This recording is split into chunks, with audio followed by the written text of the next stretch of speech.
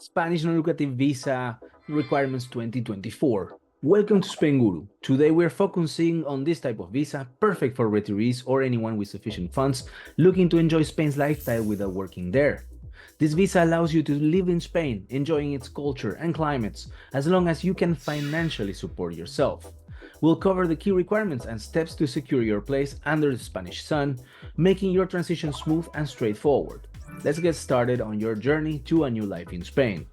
To apply for this visa, you need to not be from any EU country, not be in Spain illegally, have no criminal records from the last 5 years in any other country, and not be banned from entering countries that Spain monitors. Also, you can only apply for this visa at a Spanish consulate in the place where you are resident. You cannot apply from within Spain. Now, onto the crux of the matter, proving that you live the good life in Spain without a paycheck from a local job. I underline local job. This means showing you have enough money in the bank to support yourself and your family if they are tagging along, with specific figures tied to the IPREM, which is an index. Remember, only passive income counts to apply. Your remote job? That's a very gray area we've talked about before, and here's a video and a couple of articles about this. You will also need a private health insurance that's valid in Spain that complies with certain requirements such as full coverage, no waiting periods, and no copays. You can get non-binding quotes at Spainguru.es from the top health insurance companies for 100% NLV compliant policies. And speaking of health, your body needs to be free from anything that could cause a public healthcare scare.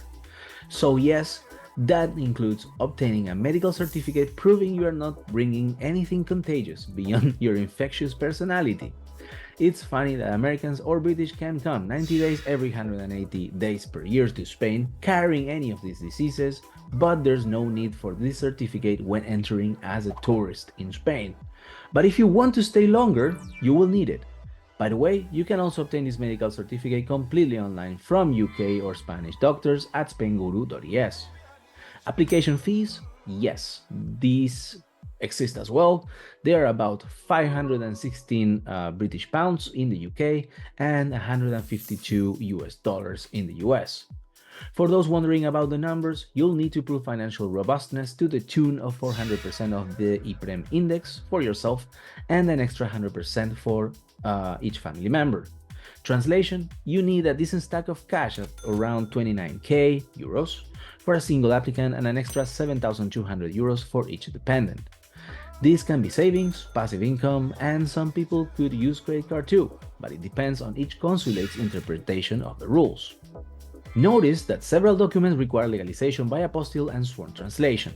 Apostilles authenticate official documents for use abroad, while sworn translations officially translate and certify documents for foreign authorities. Both ensure documents are legally recognized internationally. You can get private apostille services of the UK and the US at Spainguru.es, as well as recommended sworn translators that don't have to be based in the US or UK, since they can provide legal sworn translations fully online. If you decide to not go solo, make sure to use immigration experts with experience in your specific consulate. At Spainguru.es, we recommend veteran lawyers with proven track record at US and UK consulates, to name a few. What happens once the non-lucrative visa is granted? Once your NLV is granted, normally after between 2 to 12 weeks since the application, your adventure in Spain begins. You will have a window of 90 days to enter Spain from the chosen visa start date. After arriving in Spain, your first order of business is registering for the Foreigner Identity Card or TIE. This step is crucial as the TIE acts as your official ID in Spain and confirms your residency status. You have 1 month from your arrival to initiate this process at the nearest immigration office or police station. Additionally, registering on the Padrón at your local town hall is most of the times essential and must be done prior to getting your TIE. This registration is often needed for various administrative processes, including healthcare registration and school enrollment for children. Remember that if you reside in Spain for more than 183 days within a calendar year, you become a tax resident and must declare your worldwide income accordingly. If you need experienced tax advisors for filings in the US or UK and Spain, go to Spainguru.es. Now about the renewal process.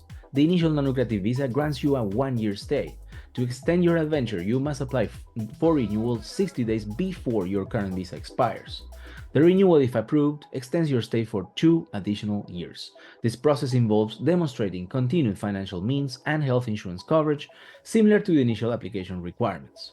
You can apply also for the public healthcare coverage after 1 year in Spain, called Convenio Especial, or if you are a UK pensioner, use your S1 form to apply for the NLV and be covered in Spain by the public health system. It's crucial to maintain a clean legal record and abide by any Spanish law during your stay to ensure a smooth renewal process. After year 3, you can renew for 2 more years, totaling 5. For renewals, you'll need to present updated documentation, including proof of financial means, health insurance, and, if applicable, school enrollment for minors. The renewal process also involves updating your TIE to reflect the new validity period.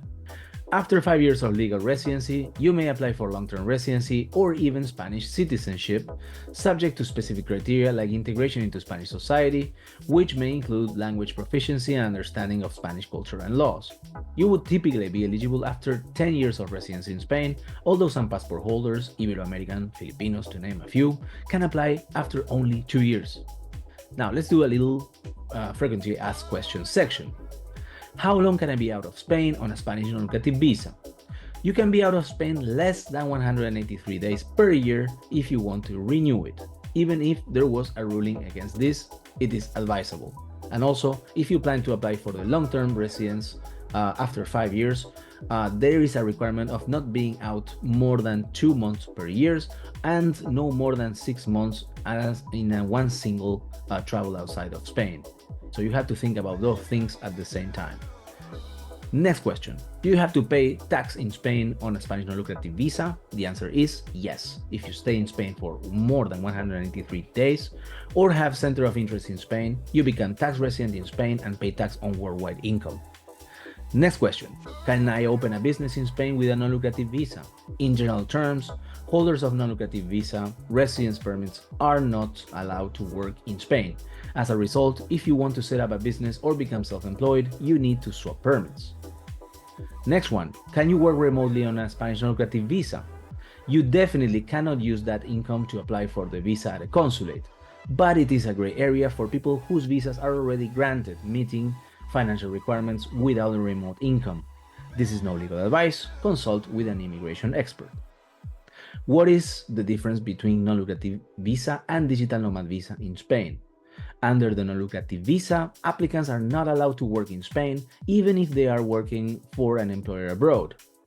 On the flip side, the digital nomad visa is specifically designed to accommodate remote workers and freelancers who work for companies outside Spain or are self-employed.